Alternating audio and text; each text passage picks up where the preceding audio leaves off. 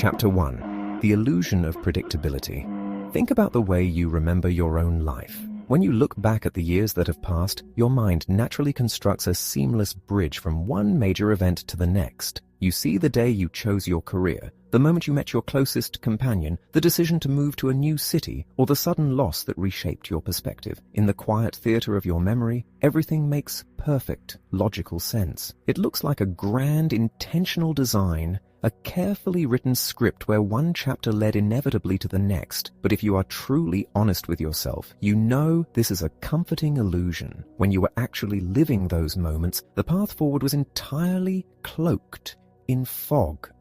The most significant, life-altering events of your history did not politely knock on your door and announce their arrival. They shattered the window and completely rearranged the room. We live our daily lives holding on to a profound misunderstanding of how the world actually works. From a very young age, we are conditioned to believe that life is a gentle slope, a predictable progression where small, measurable inputs lead perfectly to small, predictable outputs. We go to school, we study the trends, we analyze historical data, and we draw straight, confident lines into the future. We deeply believe that if we just gather enough information, if we just study the past closely enough, we can map out exactly what will happen tomorrow. But history does not crawl. History leaps. The events that completely reshape our societies, our economies, and our personal lives are almost never born from the slow accumulation of predictable trends. They are sudden, massive, and utterly unprecedented disruptions. To understand the true nature of reality, you must first understand the anatomy of these rare,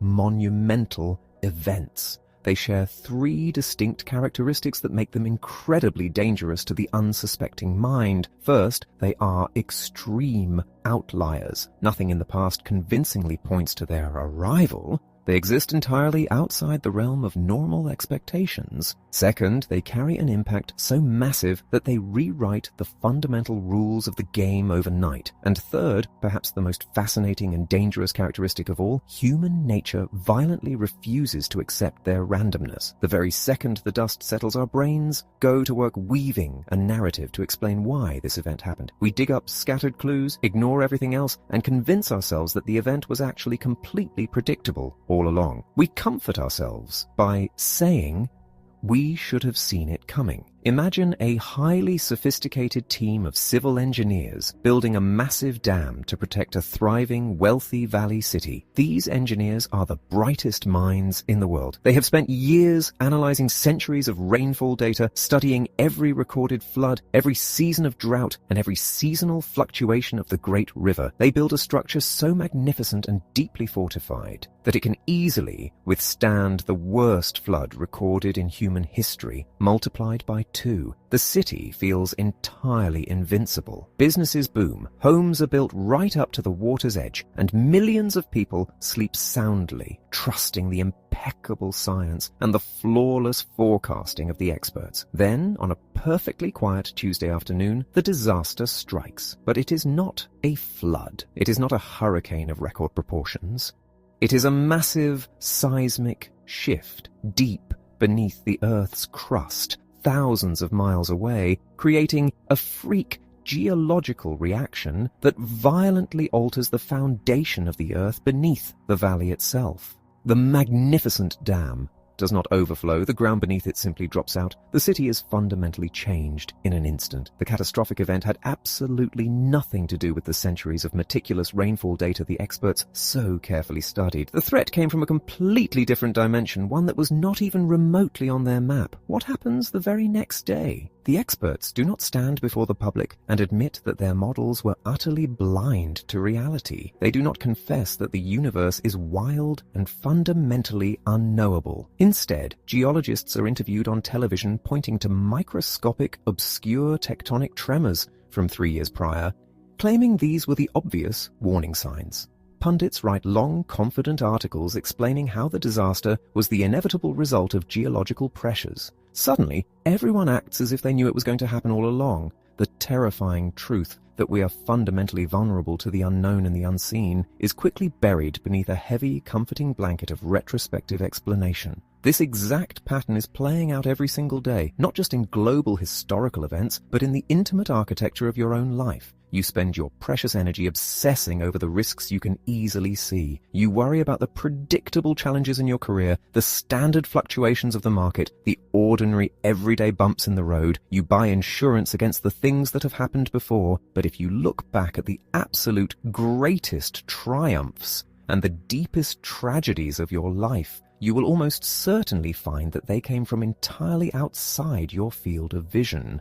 The career opportunity that changed your trajectory came from a random chance encounter you could never have scheduled. The crisis that tested your soul arrived on a morning that began just like any other. Why do we cling so desperately to this illusion of predictability? Because the alternative feels deeply uncomfortable. It requires an immense amount of intellectual courage to look at the vastness of the world and say, I do not know. We are biologically wired to seek patterns, to find order in the chaos. When our ancient ancestors were navigating the wild, understanding the predictable patterns of the seasons or the movement of herds was a literal matter of survival. But we no longer live in a world governed solely by the slow, rhythmic cycles of nature. We live in a hyper-connected, deeply complex modern environment where a single invisible variable can trigger a cascading avalanche that changes absolutely everything. The danger is not that we make plans. Planning is necessary for a structured life. The danger is that we believe entirely in the certainty of those plans. When you mistake your beautifully drawn map for the wild, untamed territory of reality, you leave yourself deeply vulnerable. You become mentally rigid. You build a life that is perfectly optimized for the world exactly as it was yesterday, completely ignoring the fact that tomorrow could operate under an entirely different set of physical laws. If you want to navigate this deeply unpredictable world with true power and grace, you must undergo a profound shift in perspective. You must stop acting like a passive passenger on a train, believing the tracks are already laid out perfectly ahead of you.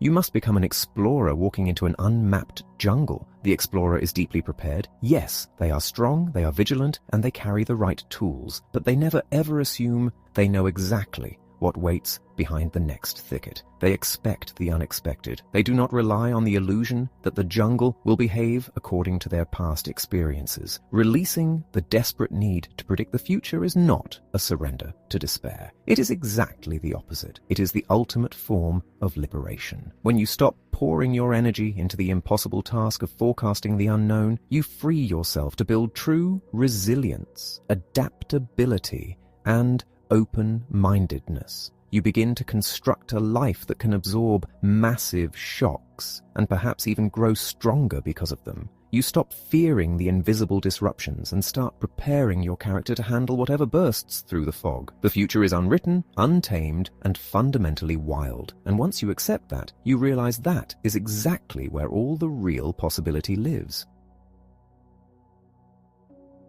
Chapter 2. The Two Domains of Risk. To truly understand how uncertainty shapes our lives, we must recognize that we operate simultaneously within two completely different realms of existence. These two realms are governed by fundamentally opposite laws of probability. Yet, our brains constantly mistake one for the other. This intellectual blindness is where our greatest vulnerabilities are born. When we try to navigate a wild, unpredictable environment using the rules of a gentle, orderly one, we invite catastrophic failure into our lives without even realizing it. The first realm is a world of averages and predictable limits. Imagine gathering 10,000 people from every walk of life into a massive sports stadium. If you find the single heaviest person in that stadium, someone weighing several hundred pounds, and add them to the total count, the average weight of the crowd barely shifts by a fraction of an ounce. The extreme outlier is completely swallowed by the sheer mass of the collective average. In this physical domain, nature imposes strict boundaries. No matter how long a human being lives, they will never be 1,000 years old. No matter how tall someone grows, they will never reach a height of 50 feet. In this orderly environment, individual exceptions simply do not have the power to alter the total reality. Yesterday is an incredibly accurate guide for tomorrow, and standard statistics work beautifully. But there is a second realm, a digital and modern environment that operates with zero natural physical boundaries. Now imagine those same 10,000 people in the stadium, and instead of measuring their physical weight, you measure their personal net worth. If you suddenly introduce the single wealthiest individual on the planet into that stadium, the entire landscape changes instantly. That one single person might possess more wealth than the other 10,000 people combined. In a single second, the average net worth of the stadium leaps from ordinary to astronomical. In this realm, the outlier does not get swallowed by the average. The outlier entirely dictates the average. This is the domain of massive concentration, where a single event, a single person, or a single breakthrough can utterly dominate the entire system, leaving the remaining population as mere background noise. The tragedy of human nature is that we are biologically and educationally trained to live in the first domain, while the most impactful parts of our modern lives take place entirely in the second. We try to measure the risks of our economies, our careers, and our global systems as if they were physical traits like weight or height. We build mathematical models, draw clean bell curves, and convince ourselves that the extremes are so rare they can be safely ignored. But you cannot use a ruler designed for measuring a sandbox to map the depth of the ocean. In the second domain, the rare event is not just possible. It is the very engine that drives history forward. To see how incredibly dangerous this confusion can be, look at a classic pattern of false security that repeats itself across human history. Imagine a creature born into a life of complete luxury and protection.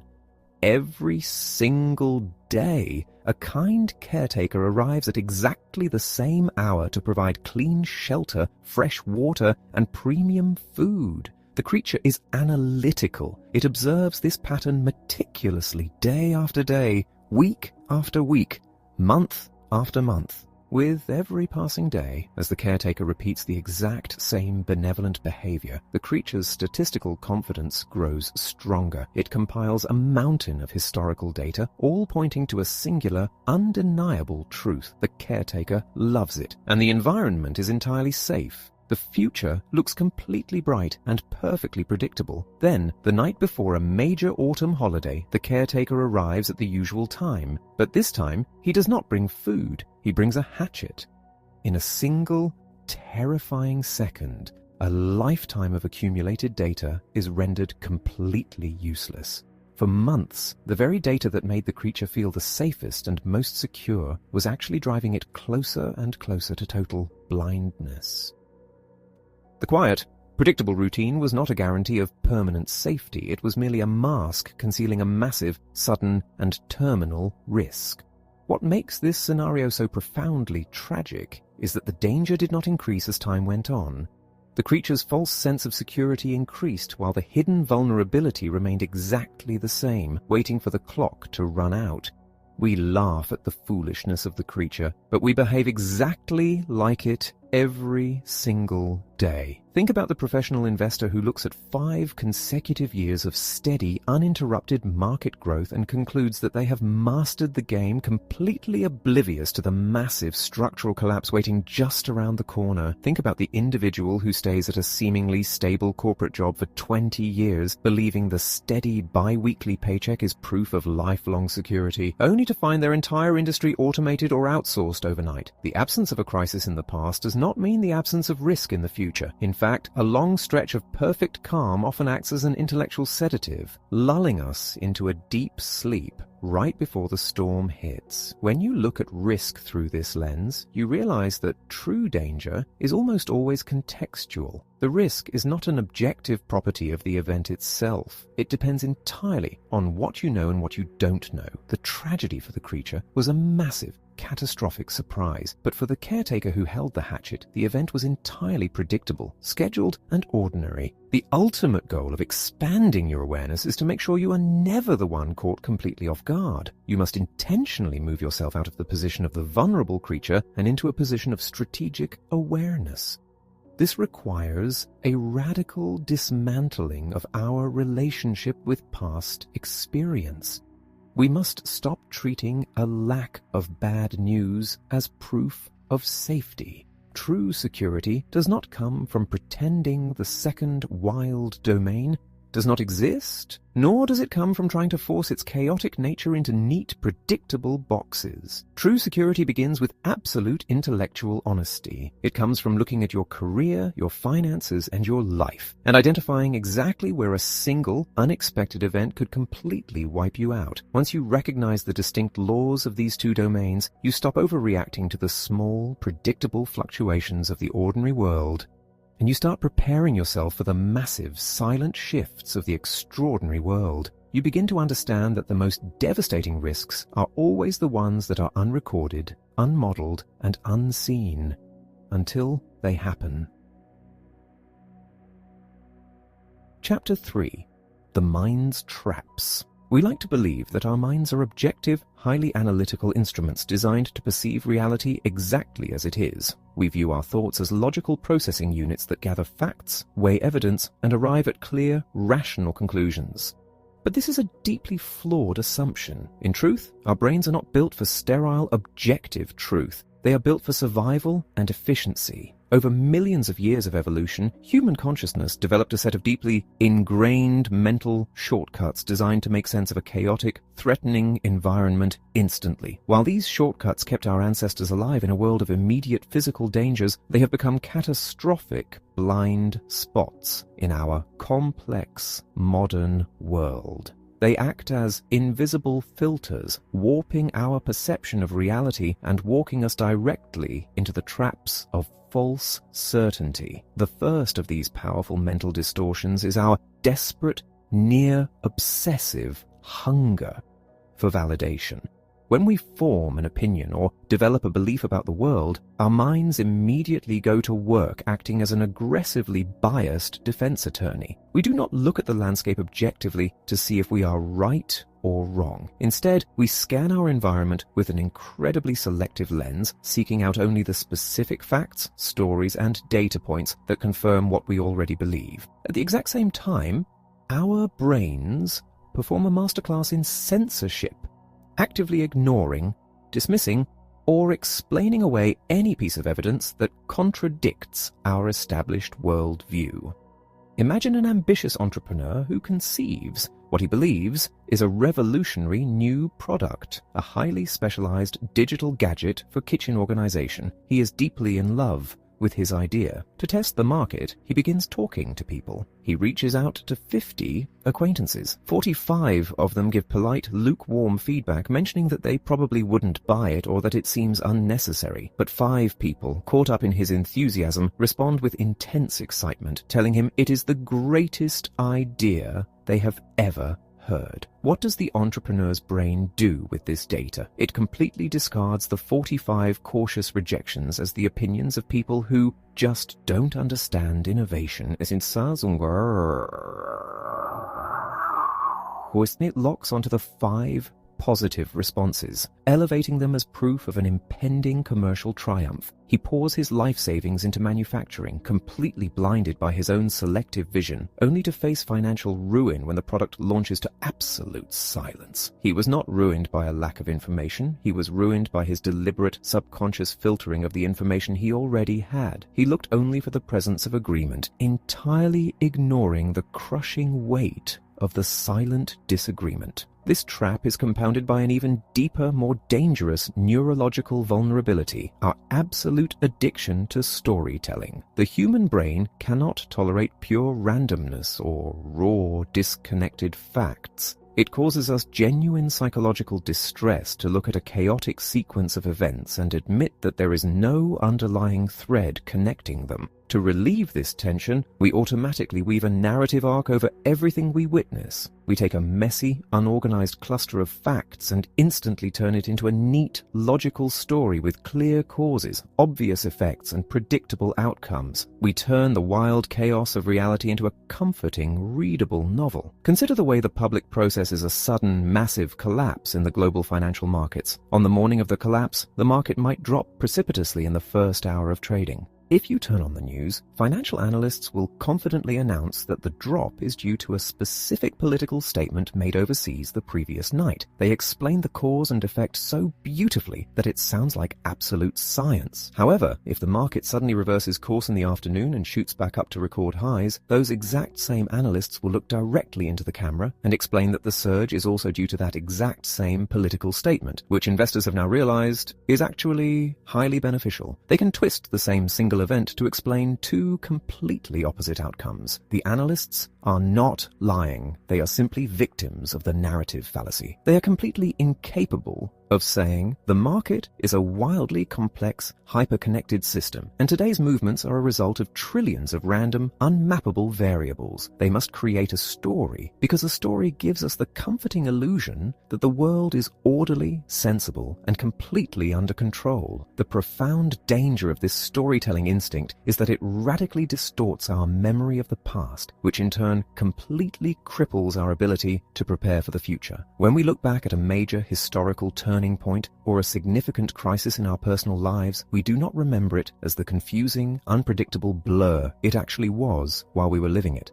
Instead, our minds automatically clean up the timeline. We delete all the random noise, the false starts, and the hundreds of other possibilities that almost happened but didn't. We leave behind a perfectly polished, linear chain of events. This retrospective neatness makes the past look incredibly easy to read. We look back at a massive societal shift and think, how could they have been so blind? The signs were all there. But the signs only look clear because we already know the ending of the story. In real time, those signs were completely buried beneath a mountain of thousands of other conflicting signs, all screaming for attention. By convincing ourselves that the past was simple and easily explained, we develop an absurd, dangerous overconfidence in our ability to predict what will happen next. Breaking free from these mental traps requires a fierce daily commitment to intellectual discipline. You must actively train yourself to look for the things that aren't there. When you are testing a belief, an investment strategy, or a major life decision, you must stop asking, what evidence proves I am right? Instead, you must aggressively ask, what evidence would completely prove me wrong? You must actively seek out the dissenting voices, the negative data, and the uncomfortable truths. You must learn to look at a beautiful, neat narrative and intentionally dissect it, pulling apart the facts from the comforting commentary we so easily wrap around them. Most importantly, you must build a deep psychological comfort with raw, unexplained reality. You must develop the rare maturity to look at a complex situation, strip away the easy stories, and simply say, I see the facts, but I do not yet know the cause. This intellectual humility is not a sign of weakness. It is your ultimate shield. By refusing to fall in love with your own theories and resisting the seductive pull of an easy explanation, you protect your mind from the illusions that blind the masses. You stop living in a fictional world of neat scripts and begin navigating the world as it truly is, beautifully complex, intensely unpredictable, and completely untamed. Chapter 4. The Unseen Evidence. There is a distinct kind of exhaustion that sleep cannot cure. It is the deep existential fatigue that comes from pouring your heart, your time, and your youth into a grand ambition while the world around you remains completely indifferent. Society is deeply obsessed with the visible markers of success. We celebrate the triumphant entrepreneur standing on a stage, the best-selling author signing books, and the visionary leader who revolutionized an industry. We look at these individuals and naturally assume that their success was the inevitable result of a flawless equation. Hard work plus talent equals victory. We look at the visible evidence and believe we understand how the world works. But we are looking only at the surface of a vast, deep ocean, completely oblivious to the massive graveyard of silent evidence resting at the very bottom. To understand the profound deception of visible success, we must learn to look at the world through the lens of what is hidden. Imagine a breathtakingly beautiful ancient monument, a massive stone wall carved with the names of hundreds of sailors who survived a catastrophic sea storm centuries ago. For generations, travelers have stood before this wall in absolute awe, reading the names and praising the power of faith and divine protection. The logic seems undeniable. These sailors prayed fiercely. They fought the waves with incredible courage, and look, their names are etched in stone as living proof of their survival. But this conclusion contains a monumental logical flaw. The wall only displays the names of those who returned. It completely hides the names of the thousands of other sailors who also prayed with identical fervor, who possessed identical courage, and who fought the exact same waves with every ounce of their strength, but were ultimately dragged down into the dark abyss. The drowned sailors cannot sign their names on monuments. They cannot tell their stories to historians. They are the silent evidence. Because their voices are entirely erased from history, the living world develops an absurdly distorted view of the efficacy of prayer, luck, or strategy. We mistake the fortunate survivors for the universal rule, completely ignoring the invisible majority of failures. This illusion of survivorship bias actively distorts almost every single choice we make in our modern lives. Think about the way we consume advice on wealth, happiness, and career advancement. The media constantly introduces us to the self-made billionaire who dropped out of a prestigious university to build a tech empire from a dusty garage. This billionaire writes a memoir, appears on podcasts, and enthusiastically tells the world that the secret to ultimate success is to take massive risks, ignore the critics, and follow your wildest instincts at all costs. It sounds incredibly motivational. However, your mind is being deeply deceived by visible evidence. What you do not see is the invisible graveyard of 10,000 other individuals who possessed the exact same intelligence, dropped out of the exact same universities, took the exact same massive risks, and worked out of the exact same garages, but whose companies went completely bankrupt due to a minor shift in the market or a stroke of bad timing. Those 10,000 individuals do not get invited to speak on podcasts. Their memoirs are never published. By studying only the single survivor, you're learning a strategy for ruin disguised as a formula for triumph. You are ignoring the silent evidence. This structural blindness leads to a profound emotional and psychological crisis for the ordinary human being trying to build a meaningful life. When you do not understand the role of silent evidence, you judge your own life entirely against a highly curated, statistically impossible standard of visible anomalies. When your project fails, when your business struggles, or when your creative work goes unnoticed, you immediately turn inward and blame yourself. You assume you lack talent, that you didn't work hard enough, or that your character is fundamentally flawed. You do not realize that in a complex, non-linear world, an immense amount of outcome is dictated by silent variables and sheer randomness. You are playing a game where the rules are hidden, yet you blame yourself for losing. Furthermore, our relationship with time and reward is heavily warped by this dynamic. In an ordinary physical career, such as a bricklayer or a dentist, the rewards are perfectly linear. If you work for an hour, you get paid for an hour. If you lay 10 bricks, you see a wall that is exactly 10 bricks higher. Your progress is completely visible, predictable, and steady. But in the modern, creative, and entrepreneurial world, rewards operate on a radically non-linear timeline. You can work frantically for 3 years with absolutely nothing to show for it. Your bank account drains, your peers surpass you in standard corporate ladders, and your daily life feels like an endless cycle of invisible, unrewarded labor. You are living in a long, dark tunnel of silence. Then, completely out of nowhere, a single chance encounter, a sudden shift in consumer taste, or a random breakthrough occurs.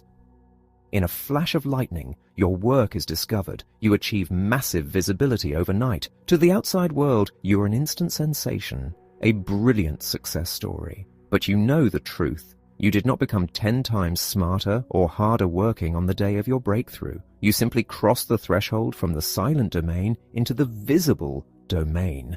The lesson here is not to surrender to cynicism or stop trying. The lesson is to cultivate a deep psychological robustness that can withstand the long periods of silent evidence.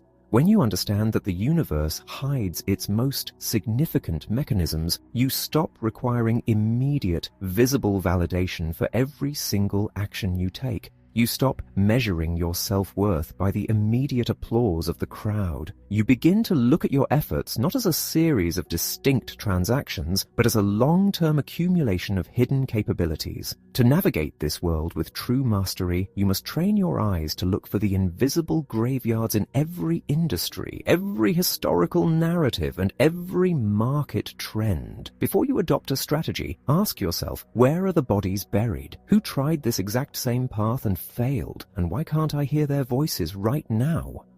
By forces of nature, the world will always try to sell you the beautiful, polished monument of the survivor. It is your ultimate intellectual duty to remember the sailors who never made it back to shore, to respect the immense power of the unseen, and to build a life that is quietly fortified against the hidden undercurrents of reality. Chapter 5. The Danger of Games and Experts. There is a profound comfort in sitting down to play a carefully structured game. Imagine walking into a sprawling, luxurious casino. The air is perfectly climate-controlled, the lights never dim, and the carpet is designed to keep your eyes focused entirely on the tables. You sit down to play a game of roulette or cards, and a deep sense of psychological safety washes over you. You might lose your money, yes, but you know exactly what the absolute worst-case scenario looks like. The rules are meticulously defined. The mathematical odds, no matter how much they favor the house, are known and absolute. You know that a 6-sided die will never roll a 7. You know the dealer will never suddenly introduce a totally new suit of cards halfway through the hand. In this environment, risk has been sterilized, packaged, and neatly confined to a specific set of boundaries. We love these artificial environments because they give us the illusion of total comprehension, but a massive tragedy unfolds when we leave the casino, walk out into the messy, chaotic streets of the real world, and continue to act as if we are still playing a game with known rules. We take the sterile mathematics of the casino and desperately try to apply them to the wild, untamed nature of real life. This is one of the most dangerous intellectual errors a human being can make. Confusing the sanitized, bounded uncertainty of a game with the deep, unscripted, and entirely boundless uncertainty of reality. In the real world, the most devastating risks are never the ones sitting squarely on the board. They are the things that happen entirely off the board, destroying the board itself. If you are playing a high-stakes game of cards in the back room of a tavern, your mathematical models might tell you exactly how to play your hand. But your math cannot predict that the man sitting across from you is hiding a weapon, or that the local authorities are about to break down the door, or that the building itself is quietly catching fire. Life does not neatly declare its probabilities in advance. The rules of reality are constantly mutating, and the variables that matter most are almost always the ones you did not even know you were supposed to be looking for. Yet society is practically entirely governed by people who refuse to acknowledge this wildness. We are surrounded by a deeply entrenched class of so-called experts who have built entire, highly lucrative careers upon the illusion that they can predict the unpredictable. To understand this danger, we must draw a fierce distinction between true experts and empty suits. A true expert operates in a domain governed by physical laws and predictable repetition. If you need a surgeon to repair a torn ligament or a pilot to land a commercial aircraft, you are dealing with genuine expertise. Their environments are complex, but they are bounded by physics and biology. Gravity works today exactly as it worked yesterday. The danger lies entirely in the second class, the economic forecasters, the political analysts, the financial strategists, and the grand societal planners. These individuals operate in deeply complex, human-driven systems, where a single invisible spark can ignite a global firestorm. Yet they wear expensive suits, sit in pristine glass boardrooms, and produce incredibly detailed spreadsheets predicting exactly what the market, or the culture, will do 5 years into the future. They use immensely complex mathematics that look virtually identical to the physics used by the pilot. They project an aura of absolute scientific rigor. They speak with immense authority on television, surrounded by charts and graphs that gently slope upward. Imagine a highly celebrated team of corporate strategists for a massive global logistics company. They spend millions of dollars and thousands of hours analyzing historical shipping data to predict the exact volume of trade for the coming decade. They calculate the average fuel costs, the expected seasonal delays, and the standard deviations of supply and demand. They present a beautiful, polished report to the board of directors, promising a perfectly steady 5% growth year over year. Everyone applauds. They feel safe, brilliant, and completely in control. 6 months later, a completely unprecedented political revolution in a vital, far-off region suddenly shutters a major global canal. Overnight, the cost of shipping quadruples. Supply chains freeze.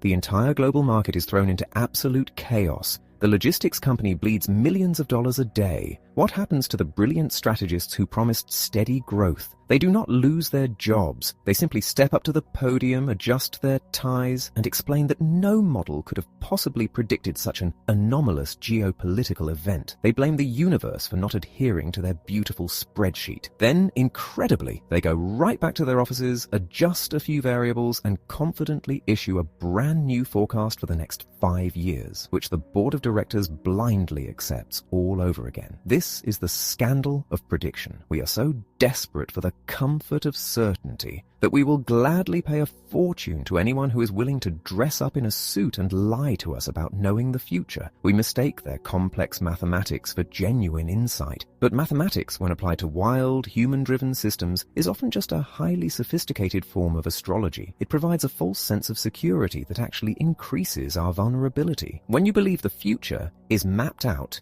you drive faster. You drop your guard. You build systems that are completely optimized for the forecast, leaving absolutely no buffer to absorb the shock of reality when the forecast inevitably fails. Breaking free from this illusion requires an immense amount of intellectual rebellion. It requires you to stop trusting the neat, packaged models handed down by the authorities of prediction. You must look at the highly confident analyst on the screen and realize that, historically speaking, their predictions have performed no better than random chance. They are playing roulette, but pretending they are doing physics. When you strip away this false authority, you're left with a sobering, yet deeply empowering reality. You realize that no one actually has a map of the future. The boardrooms and the experts are flying just as blind as you are. Once you deeply internalize this, you stop wasting your energy trying to perfectly calculate the exact nature of the next obstacle. Instead, you pour all of your resources into building a life, a business, or a mindset that is deeply robust. You build shock absorbers. You prepare for the fact that the rules will change without warning, and you cultivate the agility to pivot when the board is suddenly flipped over. You stop playing their sterile games, and you finally begin to truly engage with the wild, untamed reality of the world. Chapter 6: The Art of Discovery and Intellectual Humility. From the time we are young, we are burdened with a very specific, deeply stressful question. Where do you see yourself in 10 years? Society worships the grand blueprint. We are taught to idolize the visionary leader who allegedly looked into the distant future, drew up a meticulous master plan, and flawlessly executed it step by step. We are told that success is a matter of reverse engineering, that you must first visualize the final destination and then painstakingly work backward to your present moment, building a straight, unbending road toward your goal. This philosophy sounds incredibly disciplined and responsible, but when you look closely at the true nature of profound discovery, you realize that this rigid, top-down planning is not the engine of human progress. It is often its greatest obstacle. The most magnificent breakthroughs in human history, the innovations that have completely reshaped the way we live, were almost never born from a master plan. They were the result of wild, unstructured serendipity. You simply cannot schedule a revolution. You cannot assign a team of brilliant researchers the task of inventing something totally unprecedented by next Tuesday at noon. When you try to force discovery through a rigid corporate or bureaucratic pipeline, you only end up with minor incremental improvements on things that already exist. You get a slightly faster carriage, a slightly sharper blade, or a slightly more efficient spreadsheet, but you do not get the airplane, the internet, or life-saving medicines. Those massive leaps into the unknown require a totally different environment, an environment that embraces the accidental, the messy, and the unplanned. Imagine two explorers setting out to chart a massive, unexplored wilderness.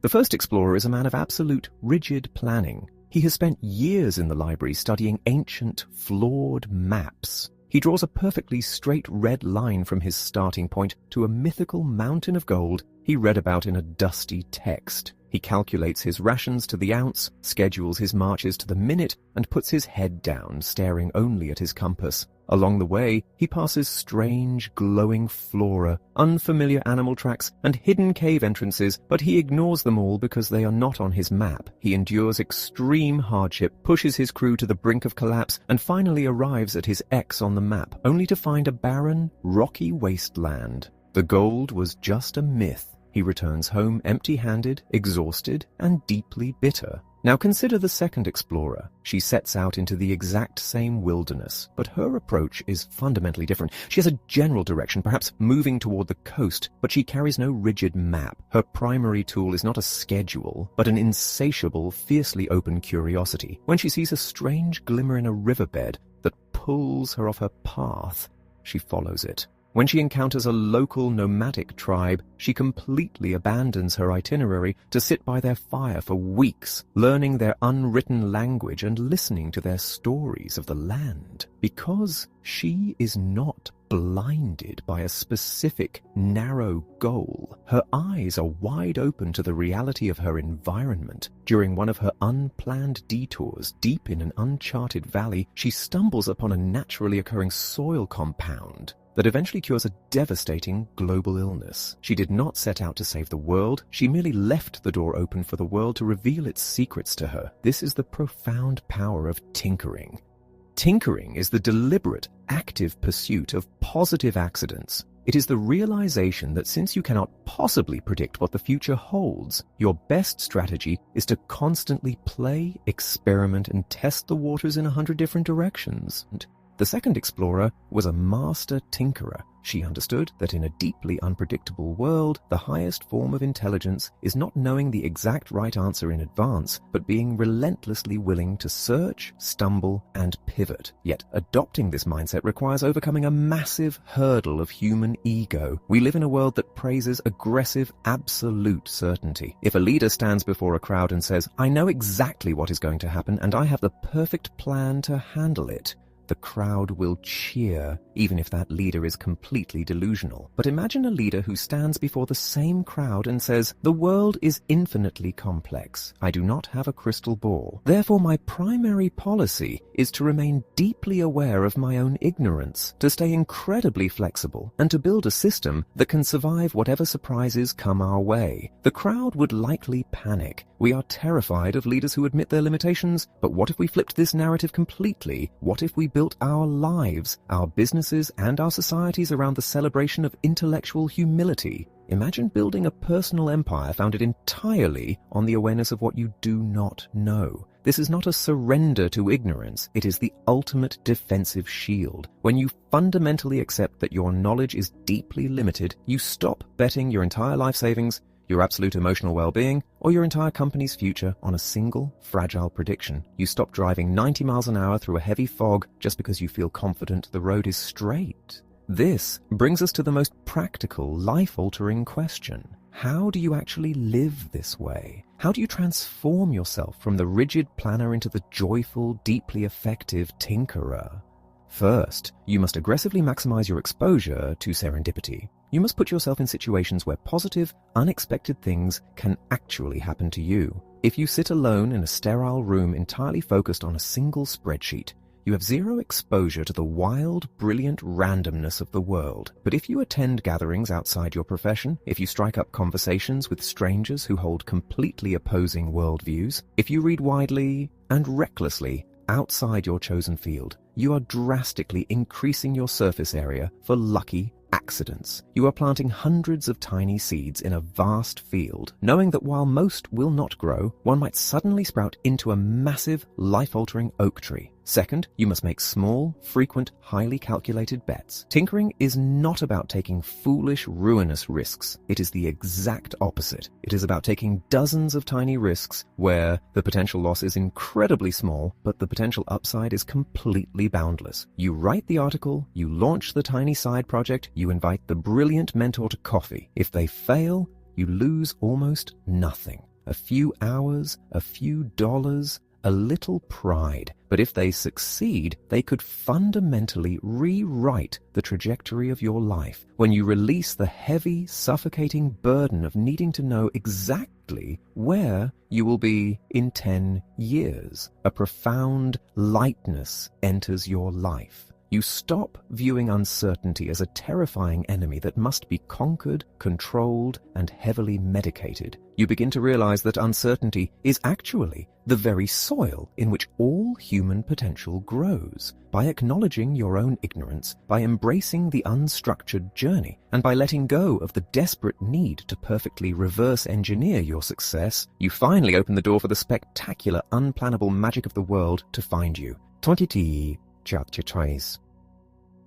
Chapter 7, Strategies for an Unpredictable World. There is a quiet, profound panic that inevitably sets in when you finally accept that you cannot predict the future. Once you strip away the comforting illusions, once you realize that the most catastrophic events and the most magnificent breakthroughs arrive completely unannounced, you are left standing face to face with a very practical, heavy question. How do you actually live? If all the intricately designed maps are essentially useless, how do you step out of your front door and make a decision? Society has a very standard answer to this dilemma. We are relentlessly advised to seek out the middle path. We are told to cultivate a life of moderate risk, to diversify our efforts evenly, and to compromise. The traditional wisdom claims that by standing firmly in the middle, avoiding the extremes of total safety and total recklessness, you will build a sensible, protected life. But this widely accepted wisdom is not just flawed, it is a meticulously constructed trap. The profound danger of the middle path is that it offers the feeling of safety without providing any actual protection. When you aim for moderate average risk, you are essentially blindfolding yourself and walking into a fog. You are taking on hidden vulnerabilities that you cannot measure, while simultaneously cutting yourself off from extraordinary, life-altering rewards. Think of the conventional career path. You are told to find a stable, mid-level corporate job in a respectable industry. You invest all your time, your energy, and your identity into this single, moderate path. It feels perfectly safe. But in a hyper-connected, volatile world, that entire industry could be rendered obsolete overnight by a single technological shift. Suddenly, your moderate risk reveals itself to be a path to total ruin. You played it safe, you stood in the middle, and you still lost everything. To survive and thrive in a wild, unpredictable environment, you must completely abandon the middle. Instead, you must adopt a philosophy of deeper symmetry. You must build your life, your finances, and your creative energy around two absolute extremes, leaving the fragile middle entirely empty. On one side, you must be intensely, almost obsessively conservative and protective. On the other side, you must be wildly, aggressively open to massive risk and boundless opportunity. You ground yourself in ironclad safety, and from that unbreakable fortress you launch rockets into the total unknown. Imagine a deeply passionate individual whose ultimate, burning desire is to create a revolutionary piece of art, perhaps a magnificent, culturally defining novel. The standard, moderate advice would guide this individual to seek a compromise, perhaps taking a job as a corporate copywriter or a mid-level journalist. The logic is that they will make a steady income while staying adjacent to writing. But this middle path is a soul-crushing compromise. The corporate writing drains their creative vitality. The daily stress exhausts their mind, and they are still completely vulnerable to being laid off during an economic downturn. They are taking on invisible risks while slowly starving their true ambition. They have stranded themselves in the dangerous middle. Now, imagine this same individual applying the strategy of the two extremes. On the side of extreme safety, they secure a job that requires absolutely no emotional or creative investment. Perhaps they take a quiet role as a nighttime security guard, an administrative clerk, or a simple groundskeeper. It is a job that is practically immune to market fluctuations, guaranteeing their basic survival with zero mental stress. Their foundation is now entirely bulletproof. Then, on the other side of the extreme, they pour all of their beautifully preserved mental energy into writing their deeply unconventional, wildly ambitious novel. They do not write for the current market. They write something explosive and entirely unprecedented. Look at the extraordinary power of this setup. If their wild artistic gamble completely fails, if the novel is rejected by every publisher on earth, their life is completely intact. They still have their quiet job, their shelter, and their peace of mind. Their absolute worst-case scenario is simple survival. But if the novel succeeds, the upside is practically infinite. It could change the cultural landscape, generate massive wealth, and alter their destiny forever. By combining intense, impenetrable safety with wild, uninhibited speculation, they have engineered a life where ruin is mathematically impossible, but miraculous success is entirely permitted. We must structure our lives this way because the modern world does not reward steady, linear progress. It rewards the sudden, explosive, contagious dynamics of wild environments. In this deeply interconnected digital era, success and failure are not distributed evenly. They operate like a raging fire jumping from treetop to treetop. We see this powerful contagion everywhere. Consider a brilliant, unknown musician playing in a small, dimly lit room to an audience of 10 people. For years, their progress is practically zero. Then, one evening, a single patron records a short clip on their phone and shares it. By sheer unplannable luck, it catches the eye of an influential figure across the globe who shares it again. Within 48 hours, the video is being viewed millions of times. The musician did not practice 10 million times harder that night. The quality of their art did not suddenly become 1,000,000 times better. What happened was a pure, unadulterated network effect. In the wild domain, people begin listening simply because other people are listening.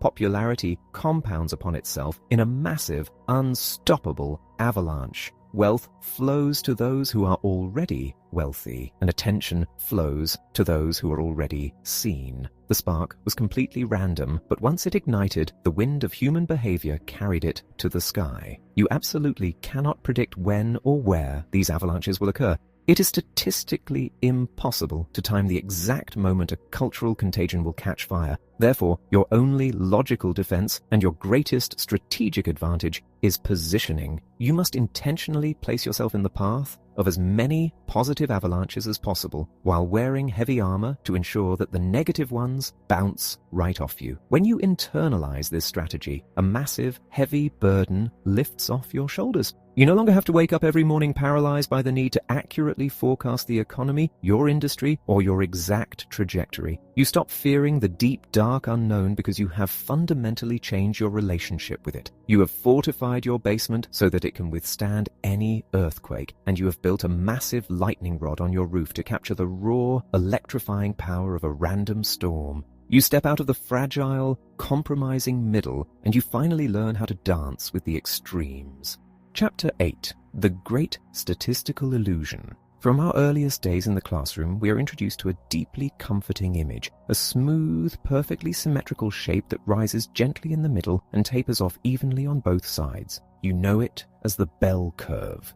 We are taught that this beautiful, elegant mathematical concept is the ultimate blueprint of nature. We look at the distribution of human height, the results of standardized tests, or the rolling of dice, and we see this curve working its magic.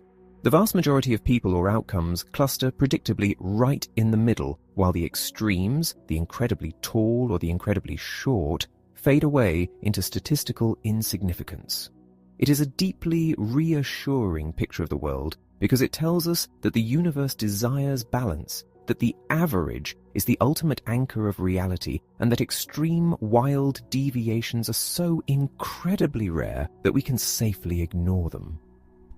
This beautiful curve is not just a mathematical tool, it has become the fundamental religion of modern society. Our economists use it to model the stock market, our city planners use it to design infrastructure, and our insurance companies use it to calculate our premiums. We have placed absolute, unquestioning faith in the idea that the wildness of human life can be neatly tamed and folded into this gentle, symmetrical shape. But when we take this curve out of the realm of physical biology and apply it to the complex, hyper-connected spheres of wealth, human behavior, and societal risk, we are committing one of the most dangerous intellectual frauds in human history.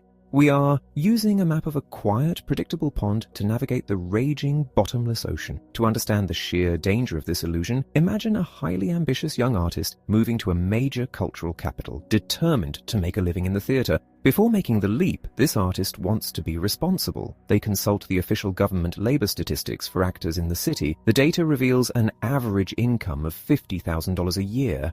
The young artist looks at this number, looks at the comforting idea of the bell curve, and draws a logical conclusion. Most working actors must be making somewhere around $50,000, with a few struggling at the bottom and a few stars making $1 million at the top. The artist calculates their rent, their food budget, and their timeline based entirely on the expectation of eventually reaching this mathematical average.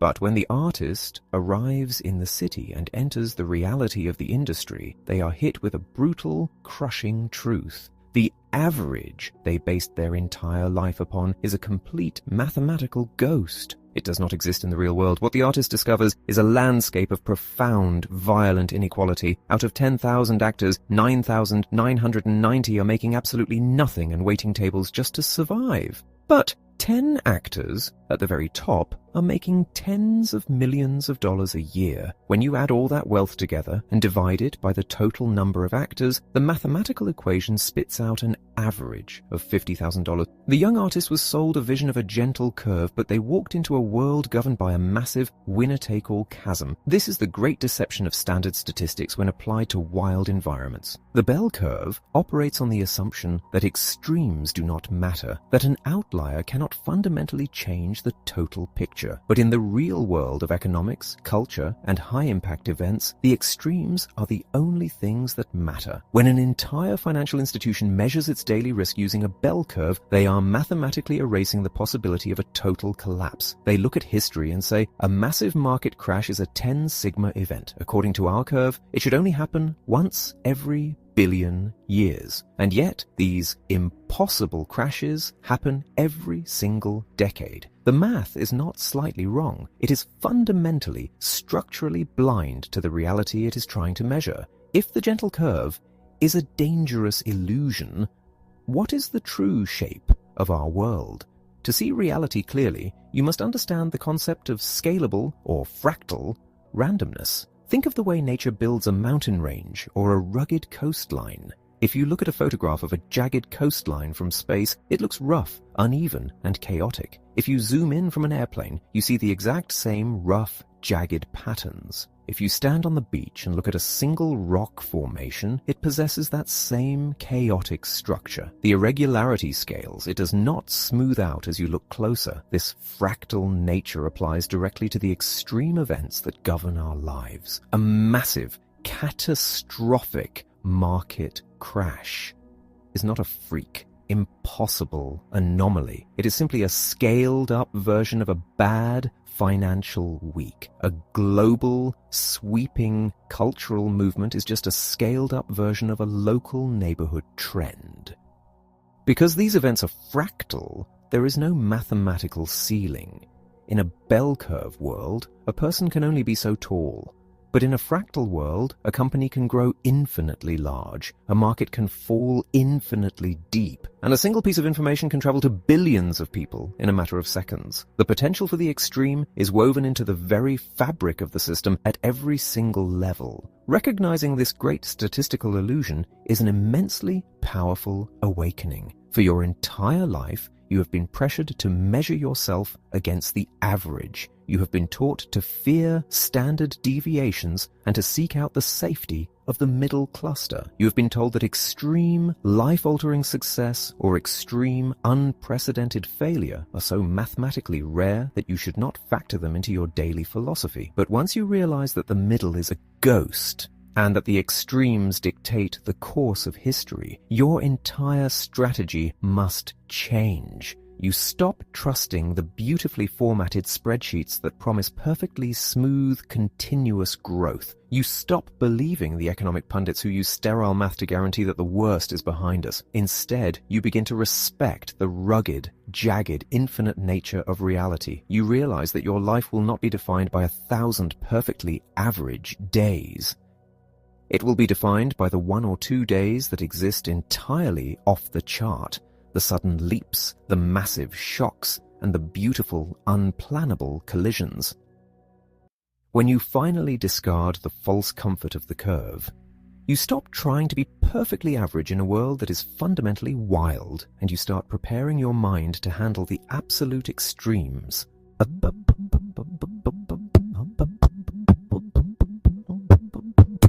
Chapter 9. The Danger of Phony Certainties.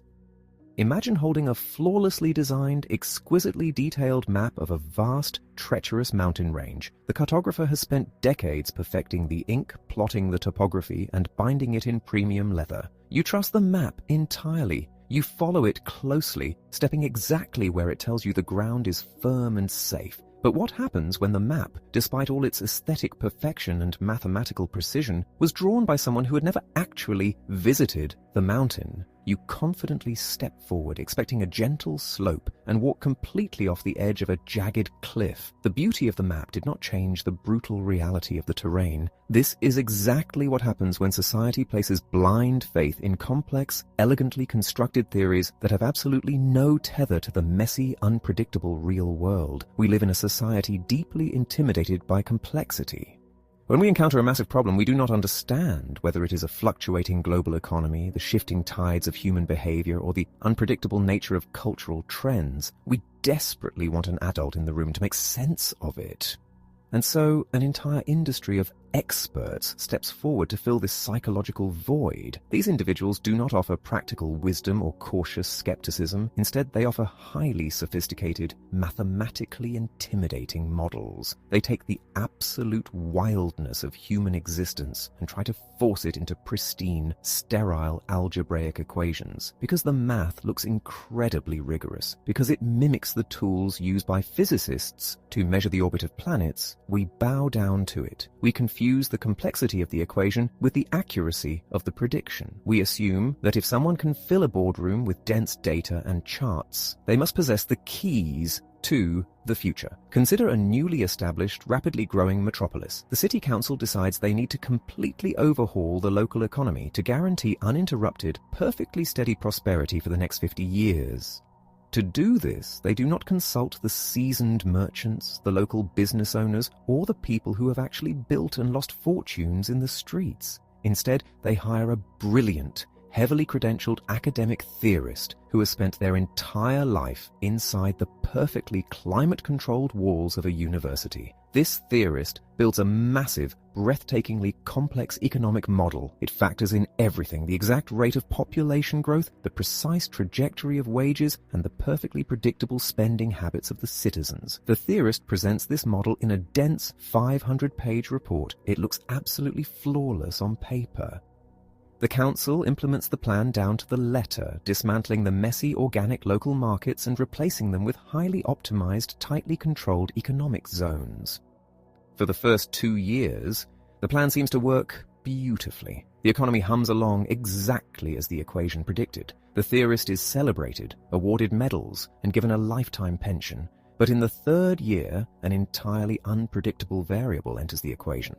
A minor technological breakthrough occurs halfway across the globe, completely shifting the way people communicate and trade. It is a tiny, invisible tremor, but the theorist's model assumed a perfectly static, unchanging world.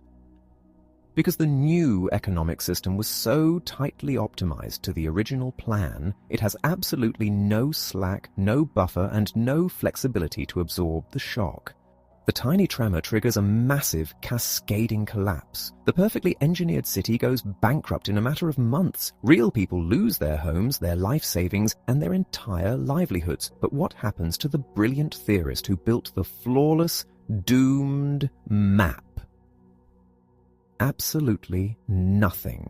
They do not lose their house. They do not go bankrupt. They simply return to their university office, publish a new paper explaining why the collapse was a completely unforeseeable anomaly, and continue teaching their exact same flawed theories to the next generation of leaders. This exposes the most dangerous, toxic element of phony certainties, the complete absence of personal consequence. We take our marching orders from people who do not pay the price when they are wrong. They enjoy the immense prestige and financial rewards of being considered grand strategists, but they completely outsource the catastrophic consequences of their failures to the unsuspecting public. Compare this theoretical expert to the street-smart practitioner, the seasoned veteran who survives not by writing equations, but by engaging directly with the raw, unforgiving feedback of the real world. Think of the independent entrepreneur, the gritty builder, or the hardened survivalist. They do not use beautiful, complex models to dictate their entire lives because they know from brutal, bleeding experience that reality does not follow a script. They operate with a profound, almost paranoid respect for the unknown. When they make a mistake, they lose their own money, their own reputation, and their own livelihood. Because they bear the absolute brunt of their own failures, they develop an incredibly sharp, intuitive radar for nonsense. They build robust systems, they hold reserves, and they never ever bet their entire survival on a single, fragile prediction. They might not look as polished or sound as eloquent as the boardroom theorist, but they possess something infinitely more valuable: actual, tested resilience in a wild environment. If you want to build a life of true strength and clarity, you must learn to aggressively defend your mind against these phony certainties. You must develop a fierce, unapologetic intellectual independence. When someone hands you a beautifully drawn map of the future, whether it is a financial advisor, a corporate manager, or a cultural commentator, you must immediately look past the elegant presentation and ask the critical questions. Does this model acknowledge the absolute wildness of reality? And, most importantly, what happens to this person if they are completely wrong?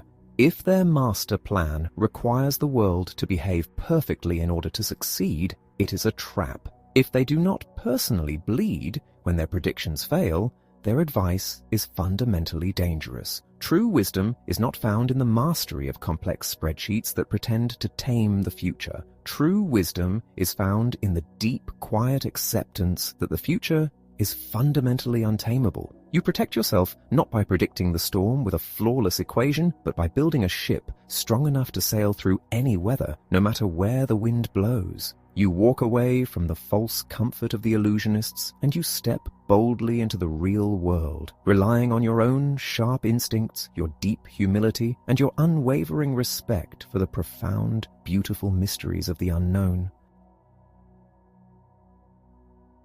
Chapter 10. Embracing the Unknown. When you finally strip away the comforting illusions that society has built for you, when you look at the beautiful, terrifying, and fundamentally untamed nature of reality without blinking, a profound silence washes over you. For your entire life, you have been taught that the highest form of human achievement is control. You were told to master your environment, to map out your destiny with absolute precision, and to eliminate every single shadow of uncertainty from your path. Discovering that this control is nothing more than a fragile myth can initially feel like a devastating loss. It is terrifying to realize that the steering wheel you have been gripping so tightly is not actually connected to the engine of the world. But if you hold steady in that moment of realization, the fear begins to dissolve and something entirely different takes its place, an overwhelming, breathtaking sense of liberation. The absolute acceptance of the unknown is not an act of surrender. It is not a philosophy of passive resignation, nor is it an excuse to float aimlessly through life without purpose or ambition. It is exactly the opposite. It is the ultimate stance of power. When you stop fighting a war against the fundamental laws of the universe, you stop wasting your precious energy trying to predict the unpredictable. You pull all of that massive, frantic energy back into yourself. You stop trying to build a cage around the wild world, and instead you focus entirely on forging a deeply resilient, unbreakable character within yourself. You cannot control the storms, the market crashes, the sudden accidents, or the massive shifts in human history, but you possess absolute, unyielding control over how you construct your life to receive them and how you choose to react when the lightning strikes. To understand how to practically live this way every single day, consider a profoundly universal modern experience. Imagine a deeply ambitious professional, sharply dressed, desperately sprinting through a crowded, echoing train station. They are clutching a heavy briefcase, sweating, their heart pounding against their ribs, frantically dodging through the crowd. They have a rigidly planned schedule, and everything depends on catching this exact train. They reach the platform just as the heavy metal doors slide shut. They slam their hand against the glass, utterly defeated. For the next hour, they sit on a cold bench, entirely consumed by anger, frustration, and a deep sense of personal failure. Their entire day is ruined. Why does this everyday scenario cause so much suffering? The pain does not come from the train itself. The pain comes entirely from the arrogance of the ego. The runner suffered because they demanded that a wildly complex universe, filled with traffic, weather, mechanical variables, and thousands of other human beings, bend perfectly to their personal schedule. They linked their internal peace to a deeply fragile external expectation. Now imagine undergoing a profound psychological shift. Imagine deciding that you will no longer allow the random mechanics of the world to dictate your emotional state. You still walk to the station. You still intend to catch the train. But if the doors close right in front of you, you do not slam your hand against the glass. You stop, you take a deep breath, and you smile. You realize that missing a train is only a tragedy if you are violently attached to the illusion of perfect timing. By simply deciding that you do not care about the delay, by choosing to use that unexpected hour to read a book, call an old friend, or simply sit and observe the beautiful chaos of the station, you instantly rob the unpredictable world of its power to insult you. You have taken a moment of raw, frustrating randomness and entirely neutralized it. You have asserted your supreme independence over the unpredictable. This quiet, personal rebellion is the foundation of living gracefully in a wild environment. When you build this mental posture, you start applying it to everything. You structure your finances, your career, and your relationships not so that they perfectly avoid all shocks, but so that they can easily absorb them. You stop hiding from uncertainty and start actively exposing yourself to the wild, knowing you have the internal fortitude to handle whatever emerges. You learn to deeply respect the unplannable, messy, glorious nature of the world. You begin to walk through life with your chest open and your eyes wide, no longer a victim of surprise, but a master of adaptation. As you adopt this powerful stance, it is crucial to recognize a deeply beautiful irony about our obsession with massive, highly improbable events. We spend an enormous amount of our lives paralyzed by the fear of negative surprises. We worry about the sudden illness, the economic collapse, the random tragedy. We focus so intensely on the darkness of the unknown that we completely overlook the most spectacular, magnificent, and highly improbable event in the entire universe: your own existence. Think about the sheer, staggering mathematical impossibility of you being here right now, reading these words, breathing this air, possessing consciousness. For you to exist, billions of years of chaotic cosmic history had to unfold perfectly. Continents had to drift and shatter, empires had to rise and completely burn to the ground. Thousands of your ancestors had to survive plagues, famines, devastating wars, and the brutal wilderness, just long enough to find one another. Against odds so massive that the human brain cannot even process the numbers, the exact specific combination of DNA that makes you who you are was forged in the fire of absolute randomness. You are not a spectator to extreme, highly improbable events. You are the ultimate result of one. Your very life is the greatest, most miraculous statistical anomaly imaginable. When you truly internalize this, complaining about the minor unpredictabilities of daily life feels fundamentally absurd. How can you be angry about a sudden change in the weather, a market fluctuation, or a missed train when the very fact that you possess a mind capable of experiencing anger is a miracle beyond comprehension? You are standing on a microscopic speck of rock, flying through an infinite dark vacuum, uniquely gifted with the ability to love, to build, to suffer, and to wonder. The world is wild, yes. The maps are deeply flawed, the future is entirely unwritten, and the ground beneath our feet will constantly shift without warning. But this is not a tragedy. This is the supreme adventure of the human experience.